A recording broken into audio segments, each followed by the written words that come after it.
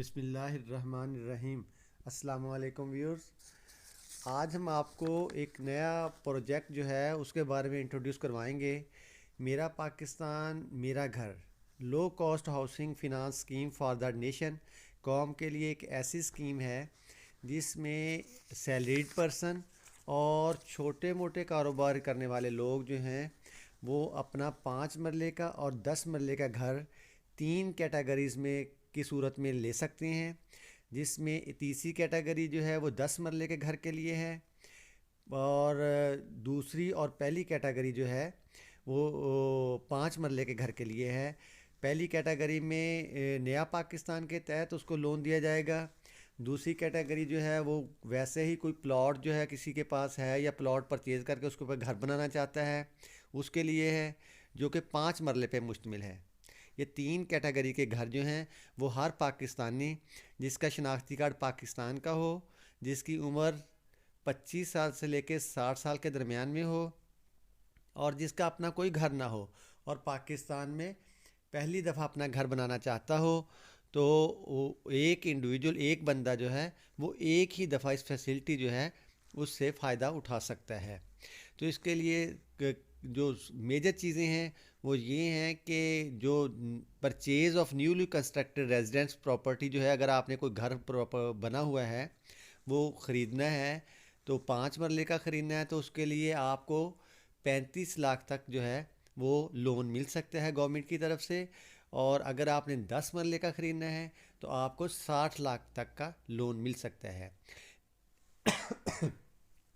इसमें एक बात वाज़ेह करता चलूँ कि जो 35 लाख का 5 मरले का लोन है उसमें आपको 31,50,000 रुपया गवर्नमेंट प्रोवाइड करेगी और 3,50,000 रुपया जो है इक्विटी की सूरत में, यानी कि वो आपकी तरफ से उसमें हिस्सा डाला जाएगा।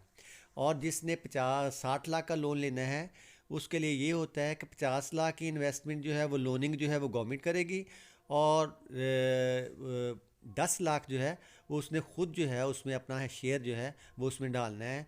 इट मीन्स कि 90% जो शेयर जो होगा वो गवर्नमेंट का और 10% उस आदमी का होगा जो प्लॉट लेना चाहता है या घर बनाना चाहता है। अब इसके लिए मज़ीद आपको ये बताता चलूँ कि ये एक ऐसे लोन की स्कीम है जिसमें आप जो है वो मतलब 5% इंटरेस्ट पे, 7% इंटरेस्ट पे और 9% इंटरेस्ट जो है उस पे ये आप जो है वो लोगे। और पाकिस्तान की हर ब्रांच जो है, चाहे वो नेशनलाइज बैंक हो चाहे वो प्राइवेट बैंक हो, वो ये देने का मजाज है। और हर ब्रांच जो है उसको गवर्नमेंट ने अलाउ किया हुआ है कि वो अपने तहत जो है वो लोनिंग की फैसिलिटी जो है वो दे सकते हैं। और ये 20 साल के लिए लोन है मैक्सिमम, लेकिन अगर आप लेना चाहते हो तो 10 साल के लिए भी ले सकते हो। और इसके लिए अमाउंट जो है वो 5 लाख से लेके 50 लाख तक, जैसे कि मैं पहले बता चुका हूँ। आप 5 लाख, 10 लाख, 15 लाख, 20 लाख जितना आपको रिक्वायर्ड है purchase of plot and construction के लिए या ओनली कंस्ट्रक्शन के लिए, आप जो है जितना लोन लेना चाहते हो ले सकते हो। और इसके लिए पीरियड जो है वो भी आप जो है वो 10 साल का ले सकते हो या 20 साल का ले सकते हो, ये भी इसमें ऑप्शन रखी हुई है। मज़ीद आपको इसको मैं बताता चलूँ कि ये मतलब हर बैंक जो है उसने अपना फॉर्मेट जो है एप्लीकेशन फॉर्म जो है वो अपलोड किया हुआ है अपने साइट पे। आप वहाँ से वो फॉर्म जो है वो डाउनलोड कर सकते हो। बड़ा सिंपल फॉर्म है। उस फॉर्म में आपने बस अपना बायोडाटा लिखना है। आपके 2 रेफरेंस होने चाहिए जो लोग आपको जानते हों। कम से कम 5 साल आपकी अगर गवर्नमेंट एम्प्लॉय है, सैलरीड पर्सन है, तो 5 साल उसकी सर्विस हो। अगर कोई प्राइवेट बिजनेसमैन है, छोटा मोटा कारोबार करने वाला बंदा है, उसका NTN नंबर होना चाहिए। और उसके साथ साथ उसका भी 5 साल, कम से कम 5 साल का बिज़नेस जो है वो सेटल हुआ हो जिसके ऊपर उसने अपने लोन जो है उसके लिए अप्लाई करना है। यहाँ पे बड़ा सिंपल सा फॉर्म है जो गवर्नमेंट ने किसी किस्म की कोई कॉम्प्लिकेशन नहीं है, सिंपल सा फॉर्म है जिसको आपने फिल करना है। उसमें आपका बायोडाटा होगा जिसमें आपका नाम, आपकी जो अमाउंट आपने अप्लाई करनी है वो होगी, डेट ऑफ बर्थ होगी, ID कार्ड नंबर होगा, मैरिड है, अनमैरिड है, आपका मतलब डिपेंडेंट कितने हैं, मतलब आपके बच्चे और आपकी बीवी, मतलब टोटल कितने बनते हैं।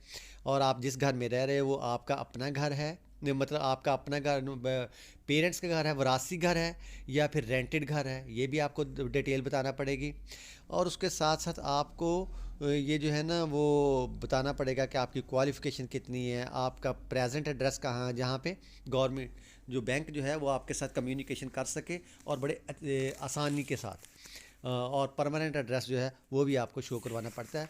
ये फॉर्म जो है बड़ा सिंपल सा फॉर्म है। अगर आप इस फॉर्म को देखोगे तो मैं यहाँ पे ना आपको एक एक चीज़ तफसील के साथ बता रहा हूँ।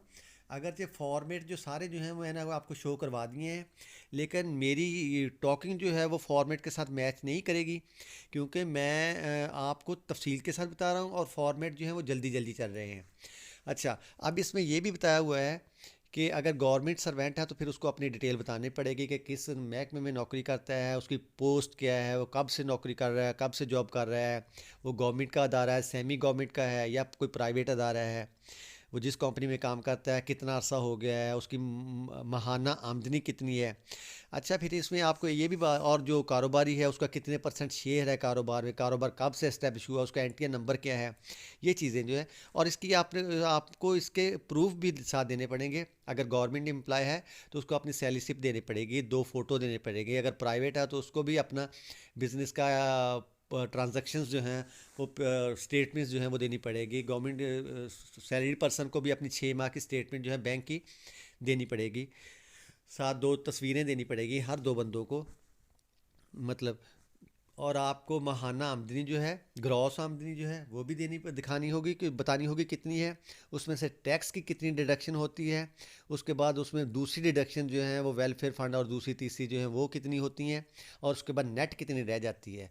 और उसके साथ साथ 1 माह के अंदर आप कितने अखराजात करते हो वो भी आपको बताना पड़ेगा, कि आपका रेंट कितना है, आपके यूटिलिटी बिल्स कितने हैं, बच्चों की एजुकेशन पे कितनी फ़ीस की सूरत में निकलता है, ट्रांसपोर्ट का ख़र्चा कितना आता है, किचन में कितना इस्तेमाल होता है। उसके अलावा कोई और या एक्सपेंस है तो वो आपको बताना पड़ेगा। ये एक पैरेलल चार्ट दिया हुआ है आपके इनकम का और एक्सपेंडिचर का। ये उसके 4-5 वो बने हुए रोज़ बनी हुई हैं, और आपको ये फिल करना होगा, बताना होगा कि 1 महीने के में आपके क्या क्या अखराजात और क्या क्या कितनी इनकम है और क्या क्या अखराजात हैं।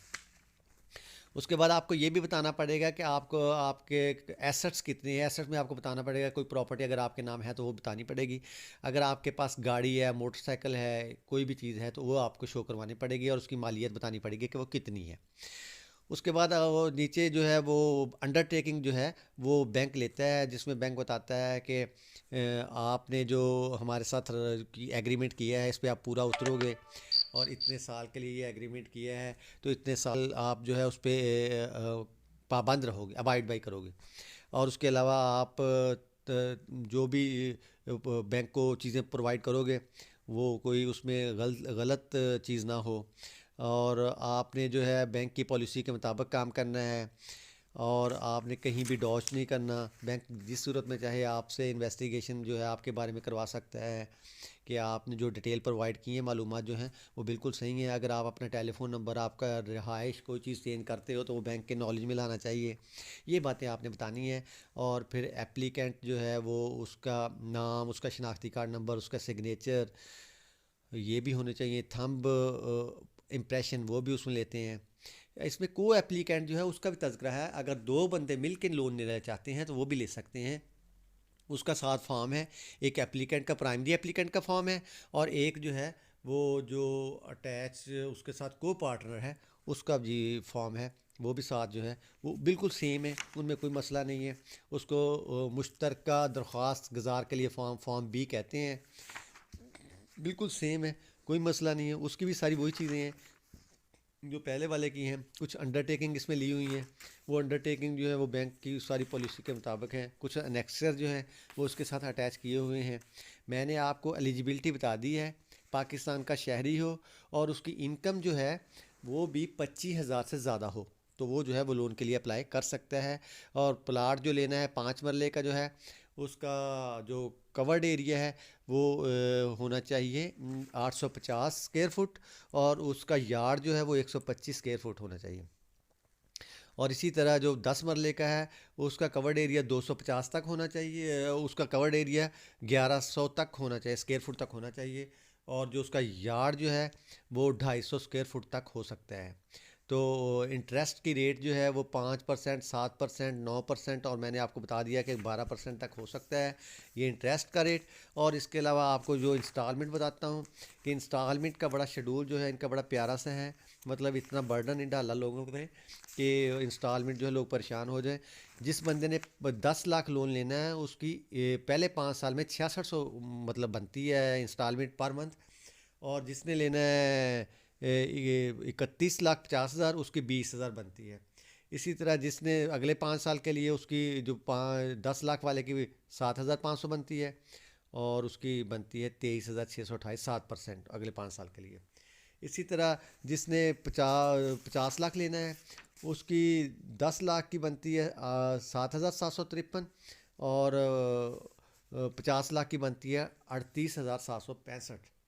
मतलब बताने का ये है। और अगर वो अगले 5 साल में जाएगा तो उसके लिए फिर उसकी 8,749 इंस्टॉलमेंट पर मंथ, और 43,744 अगले के लिए। तो ये आपको